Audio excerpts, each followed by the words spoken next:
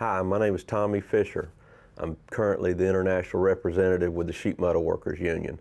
I live in Mobile. I've lived here all my life. I went to school here, graduated high school, and then when I got out of high school, I got into the apprenticeship program in Local 441 and worked my way through that and am currently still a member of Local 441. I do work for the Sheet Metal Workers International Association in the Railroad and Shipyard Department.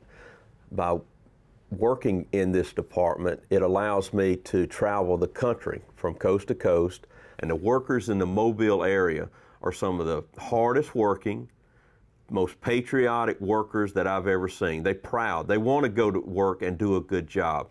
They want to go to work, and when they leave there that day, at the end of the day, they want to look back at their work and what they've done, and with a sense of accomplishment. They want to earn their pay. They don't want anybody to give them anything.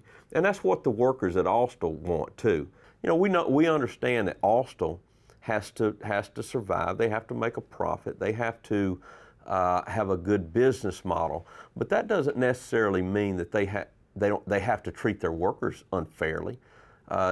You can have a good business model and treat your workers fairly. We've talked with several supervisors that they've went to Human Resources, HR, and suggested certain things, and basically the comments that they got were they were not team players to be coming up there suggesting to them that they should change anything, and ultimately it got their job. So, you know, when that happens to a supervisor, you can only imagine what message that sends to the workers. The workers need a more of a voice in what goes on out there. Right now they have none. They don't have any voice. It's strictly of what Austal management decides and what they filter down to their supervisors. That's how things get done out there.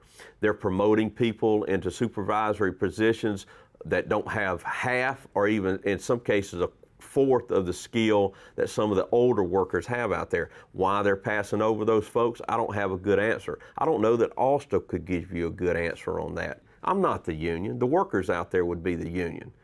The workers would have a say in their day-to-day activities, rules that would be set down that both the company and the workers had to go by. That's what a contract is. That's a collective bargaining agreement that both sides would sit down and negotiate. And then once they came to the final result of that collective bargaining agreement, then it would be a set of rules that both sides would have to abide by. Normally there's policies and procedures that if a worker doesn't do what he's supposed to do under that collective bargaining agreement, there's discipline, but it's fair discipline. It's not discipline that's issued on an arbitrary basis by some supervisor that wants to punish someone a little more than he does someone else. That's why if you're ever in a situation where you have a collective bargaining agreement, that's why it works so well, because one side or the other can't change the rules sort of in the middle of the game. And they have that through a legally binding contract. That contract protects them from some supervisor arbitrarily getting rid of them. That contract protects them with their pay, it protects them with their benefits, it protects them, it tells them when they can have paid vacation. Not only them, but it protects them and their families as well.